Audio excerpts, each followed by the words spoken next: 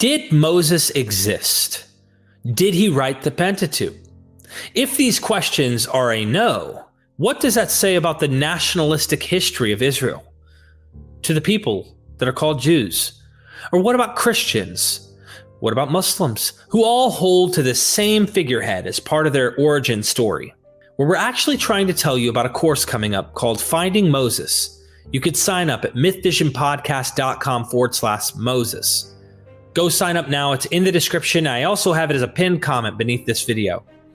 In this course, he's going to dive deep into various schools of thought within academia.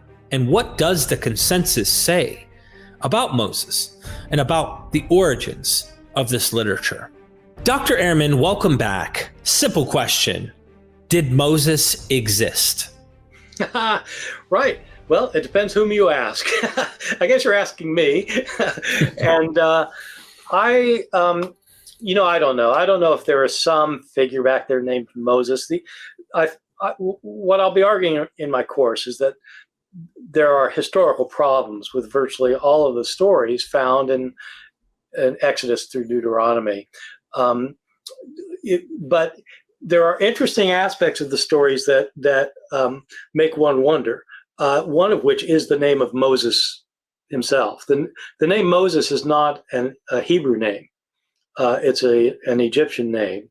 And it occurs in other names we know from Egypt. And so it's an interesting point, because if an Israelite, if a Hebrew-speaking person made up these stories about the great leader of the children of Israel, why wouldn't they give him a Hebrew name? And so that's made some people think, well, there may be some kind of figure back there. That's what a lot of people think. Another option is the one that I kind of lean toward, which is that if you're a smart Israelite author, and these are smart people, they're elite, they're intelligent people, and you're making up a story that's connecting Israel with Egypt, it adds a bit of kind of plausibility if the guy who's brought up by Pharaoh's daughter is given a Egyptian name. And so that would be what scholars would call verisimilitude, where you make fiction sounds very much like history. And so I'm not quite sure if there's anything back there in terms of the person or not, but it's certainly possible. By any chance, has your work been influenced by scholars like Joel Baden, Conrad Schmid, Ronald Hendel, or any of these academics, maybe Mark Lucher, Thomas Dozman, Thomas Romer, David Wright, Bob Cargill, forgive me if I'm butchering some of these names. Does any of your scholarship in the field of learning about Moses, the Exodus, the conquest, or the wilderness, journey of 40 years, have any influence from them? Yes. They're all very fine scholars. I know a number of them. I've known some of them for years, and it's these are among the best, in my opinion, among the best historical scholars of the Hebrew Bible that are out there right now. These are people who've devoted their lives to these kinds of investigations, and they're serious historical scholars. Some of them do have faith commitments, and it's not that they're not like crazy atheists out there trying to study the Hebrew Bible. I don't know about all of them, but in fact, the ones that I do know actually have faith commitments, but they're rigorously historical, and have been, I think, helpful for unpacking a lot of things. A lot of these people are doing scholarship beyond what I myself learned when I was doing my graduate studies in the late 70s and early 80s. So when I was studying Hebrew Bible, things have changed a lot since then, and these are some of the leading people doing it. And do you think the Moses story, especially Exodus, maybe wilderness wandering, I wonder if that's completely fictitious in my thinking, but do you think that a cultural memory approach is the best approach in terms of the Moses narrative?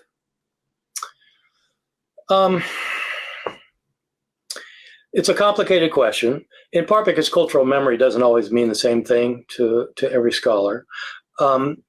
My view is that there are different ways to approach stories such as you find in Exodus and Numbers, especially where you get the narratives, but the legal materials too, the laws that Moses gives.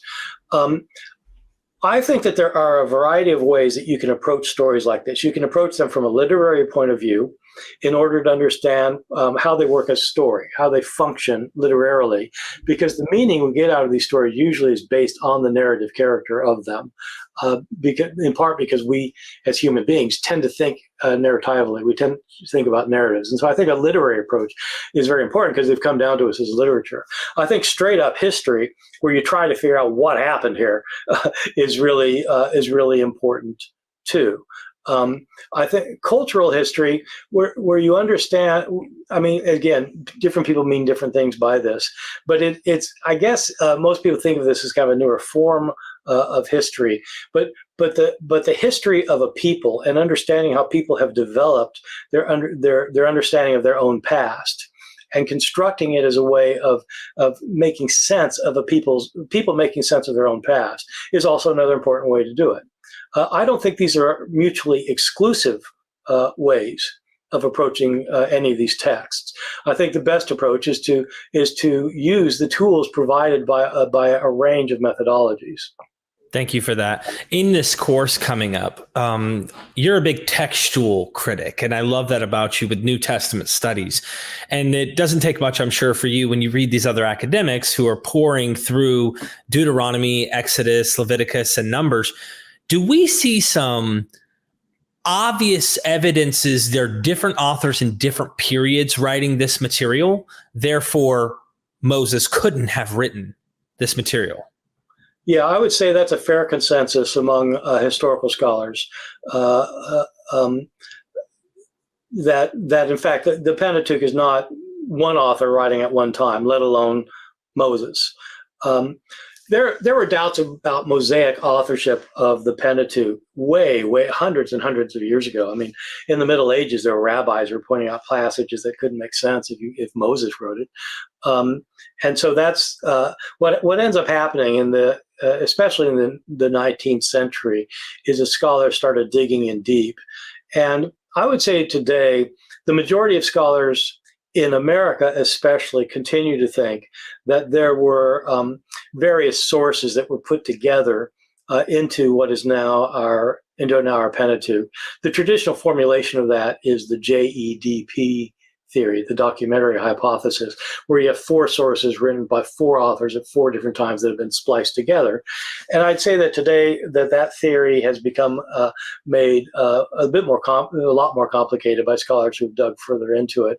But the basic idea behind it is one that virtually everybody subscribes to, which is that this is not the product of a single author.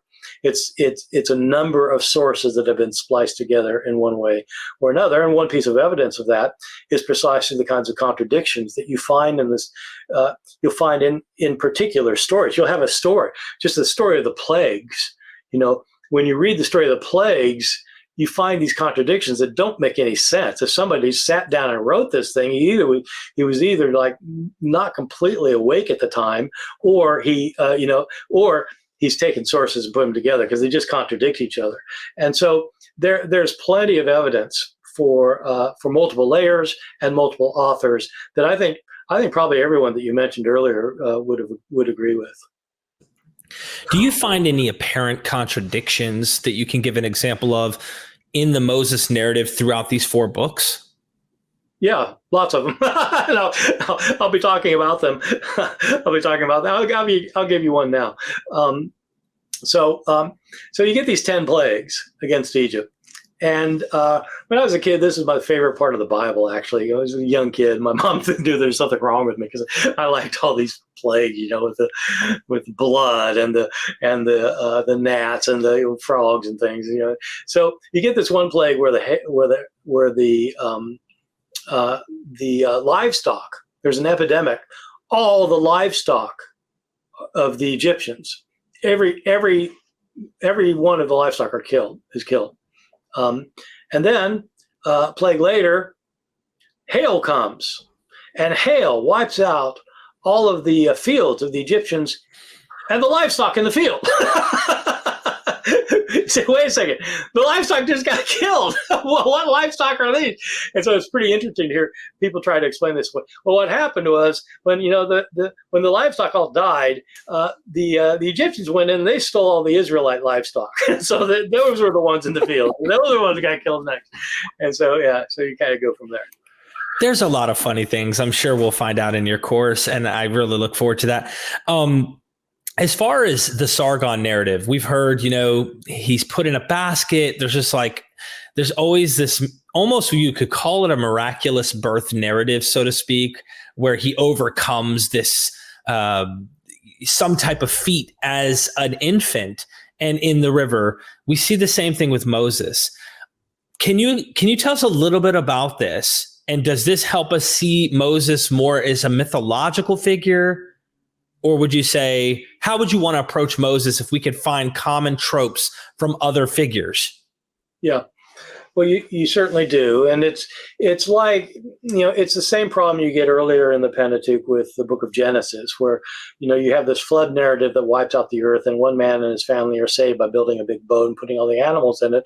And then all of a sudden you discover that, there's an epic of Gilgamesh that's hundreds and hundreds of years old that has the same story. So what does that do? Well, it's the same thing with the Sargon thing. So you get a similar account of somebody who's going to be a great leader of the people, who is miraculously saved as an infant by being put in a reed basket and being discovered, and you get this discovery narrative and it's salvation, and you think, wow, okay, that sure sounds familiar. And so I think what happens in all of these cases, and there are a lot of these cases that you can point out, not just with Sargon, of course, you're dealing with another ancient Near East story, just as you are. Gilgamesh is an ancient Near East story that relates to the flood. Sargon's infancy narrative is related to Moses, but you get them cross-culturally too, right? You get flood narratives in Greece, and you get you get the founders of Rome, Romulus and Remus, being miraculously saved as babies, and then you get these stories that are trying to do similar things. And so one of the big questions that historians of tradition have is, are these directly influencing each other? Like, does the author of Genesis know the Epic of Gilgamesh? Or does the author of Exodus know about these stories about other kings and things? Or is it that they know a specific story and they're borrowing it? Or are these ways that ancient people tended to tell stories in order to make points that people were familiar with? For the most part, I tend toward the latter, because my view is that the vast majority of ancient texts, let alone oral traditions, the vast, vast majority are lost. And it would be almost a miracle if it just turns out that the smoking gun has survived. In other words, that the one story that this person borrowed from happens to be the one that survived, when there probably were 100 others like this. It's possible. It is absolutely possible, but I don't think we know. And so I think that the Moses birth story is based on ancient Near Eastern parallels. The one we know about is Sargon, but there were probably others. Is there good reason, in light of what you just said, to not date Moses after Sargon's story? Because a lot of people would look at this and think, Sargon, it seems Moses is carrying these narratives similar to it, but if we don't say they're genetic connected and they're somehow vaguely culturally connected, then we can't really date Moses later than Sargon. Technically, one apologist might make an argument to say, look, Sargon borrowed from Moses' story. Yeah, well, that's true. You could say that. And it would be kind of unlikely because the story about one of the most historically important kings in the ancient Near East is more likely going to circulate broadly than a story about some obscure Israelite that nobody's, outside of Israel, Moses is not heard of. Sargon shows up in stories in other cultures. So it's unlikely that it went that way. But my view is that you can't date things on the basis of literary relationship unless you can actually show the precise literary connections. In the case of the Sargon story, there are connections that look pretty close. And so you could make the argument, and people have, but it's the same thing with, for example, the Code of Hammurabi. When you get to the legal code, the Law of Moses, there's sure a lot of laws look like the Law of Hammurabi. And in that case, you're pretty sure it didn't go the other direction. I mean, the Law of Hammurabi is 18th century, right? It's like, but I don't think that you have to, again, say that this part of the Pentateuch, for example, the P source that has a lot of the legal material, necessarily knew the Code of Hammurabi, or the author of the Covenant Code in Exodus knew the Code of Hammurabi. May have, but I don't think that you've got, when you're dealing with these kinds of ancient sources, I don't think you should be too quick to leap on and say this is the smoking gun, because I just don't think we know that much. Well put. In fact, I do a lot of research on people who are trying to see if there's Greek connections that far back. And I found an interesting one I want to throw at you to see your thoughts. It's during the wilderness experience. And I find it ironic that Odysseus is on a wilderness experience as well with his men, and they slaughter the calf that is to the sun god. And Odysseus goes off to pray, of course, on a mountain. His men slaughter this calf that is like for the sun god, and this god ends up killing all the men for eating the calf that was actually for the gods. And we find something kind of like a trope with Moses going up on the mountain, comes down, they make a golden calf, and the people who are active in that end up dying, other than Aaron, I believe. But he throws down the 10 Commandments, of course, the earth swallows them up. Do you think there's just a common trope floating around in the ancient Near East for Homer's Iliad or the Odyssey to come up with this kind of narrative? And we find something similar to the biblical one? Or are you not convinced on that particular comparison? I think it's complicated. I had when I came to Chapel Hill to teach, my Hebrew Bible colleague was a very fine scholar named John Van Seters.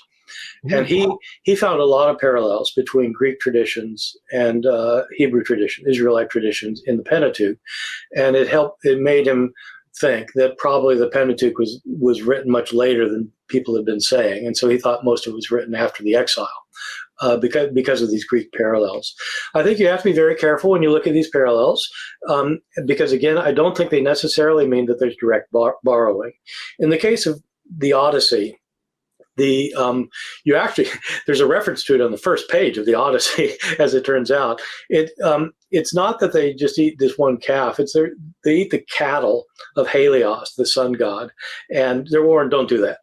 Don't eat the cattle. And they're starving to death. And they end up on this island, and they're starving, so they eat the cattle, and they all get destroyed. But they're actually eating a number of cows, and they're destroyed almost immediately. And what's going on in the Exodus is, they're on a sailing journey, obviously.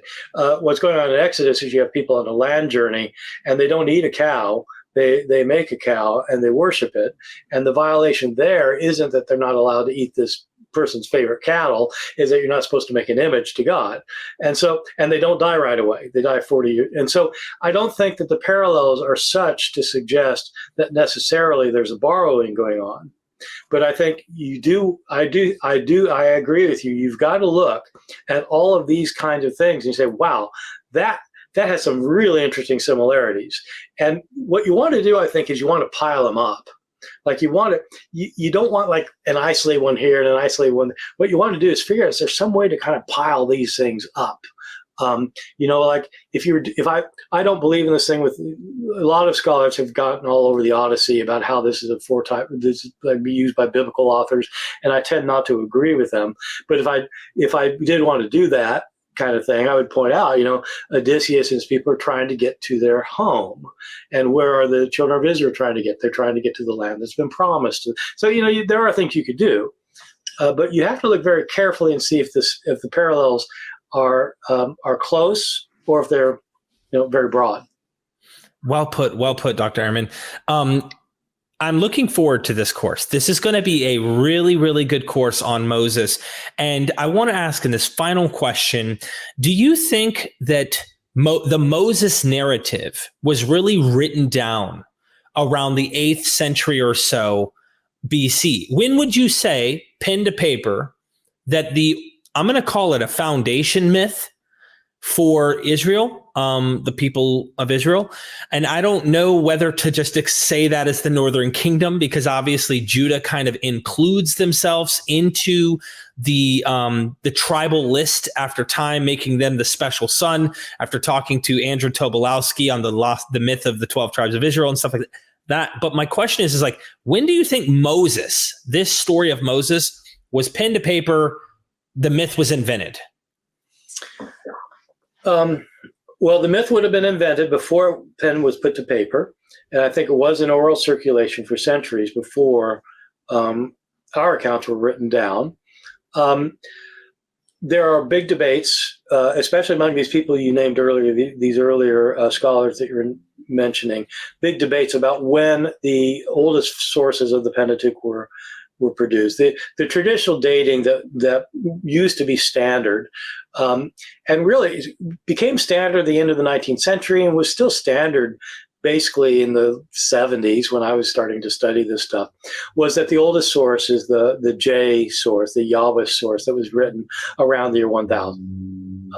And that the Elohist source, the E source, was written about 900 or in about the 9th century.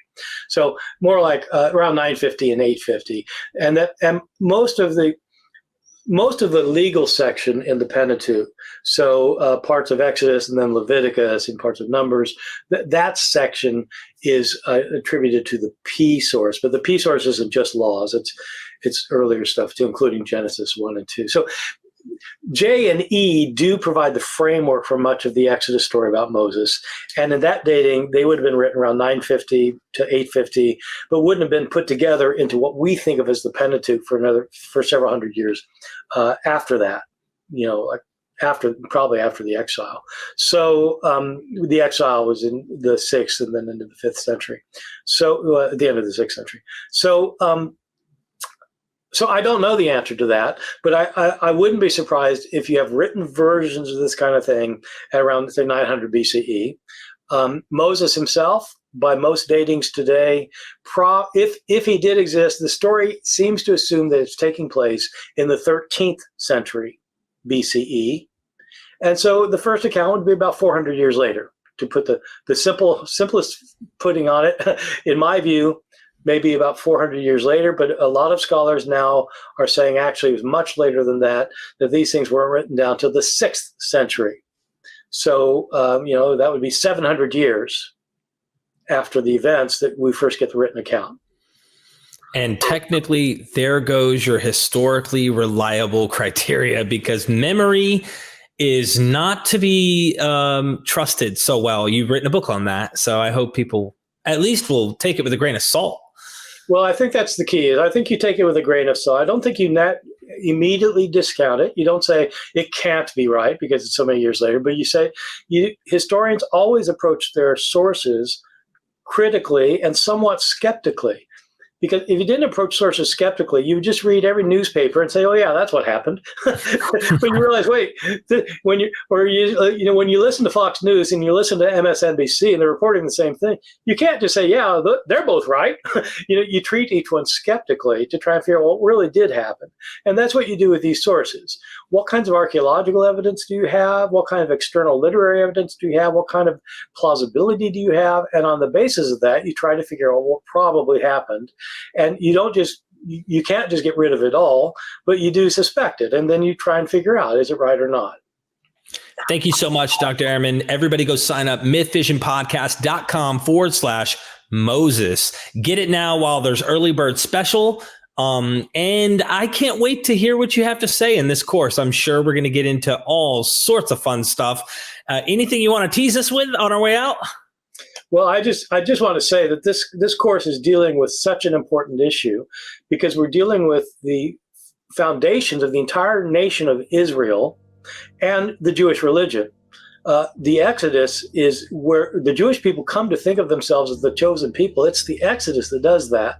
They're following the law following the law is what makes a Jew Jewish, or at least the customs, and you get that in these books. And Christians, of course, I mean, Christianity emerges out of this as well. So in terms of a fundamental basis for both Judaism and Christianity, this is it. And so I think it's very important to look at this material historically, to see what we can say happened and what appears to be legendary, but also to see what's trying to be taught in these books. What is it that's important, and what are these laws all about? Are these Jews, are they a bunch of legalists? Why do they got all these laws? And like, how do you explain all of that? That's the kind of thing we're going to be doing in my course.